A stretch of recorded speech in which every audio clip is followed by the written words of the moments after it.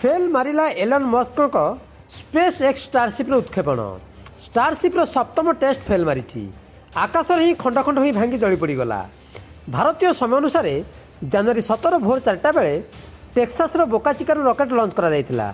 Launching 8 minute पर booster बा उपग्रह तल अंश अलग हो पुणी लॉन्च पैड उपर आसी पड़ा। शिप बा ऊपर भाग में ऑक्सीजन लीक रु आकाश ही ब्लास्ट कर जाइए। आकाश निआ झुला खसला भली प्रतीयमान होता।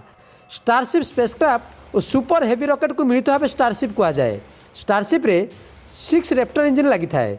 चंद्र और मंगल ग्रह को जीवाक योजना होता। स्टारशिप षष्ठ टेस्ट नवेम्बर 20 2024 होता। लॉन्च पैड ओह्लैया बेले समस्या देखादेवर बाध्य हो पानी में लैंडिंग कराइथिला। सेतेबेले नवनिर्वाचित राष्ट्रपति डोनाल्ड ट्रम्प भी परीक्षण देखा स्टारबेस पहुंची। अमेरिका अरबपति Musk company starship rocket launch mission रे फेल मारिगला। यह मस्क कहते सफलता अनिश्चित अटे किंतु मनोरंजन ग्यारंटी अच्छी। उड़ाण बेले अंतरिक्ष यान 6टी जाक इंजिन गोटे पर गोटे बंद हो जाता। उड़ाण 8 मिनिट पर ही संपर्क छिन्न हो जाता।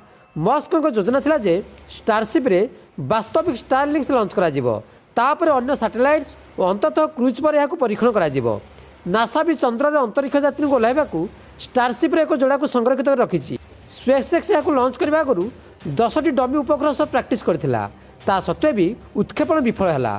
आकाश में विस्फोरण फ्लोरिडार अनेक फ्लाइट प्रभावित होती। उड़ान में प्राय घंटाए विलंब होती। अनेक विमान रूट परिवर्तन सह आउ किछि विमान को विमानबंदर में हल्ट कर दिया जाइछि। ब्यूरो इनपुट सह प्रदीप नायकों रिपोर्ट, नक्षत्र न्यूज।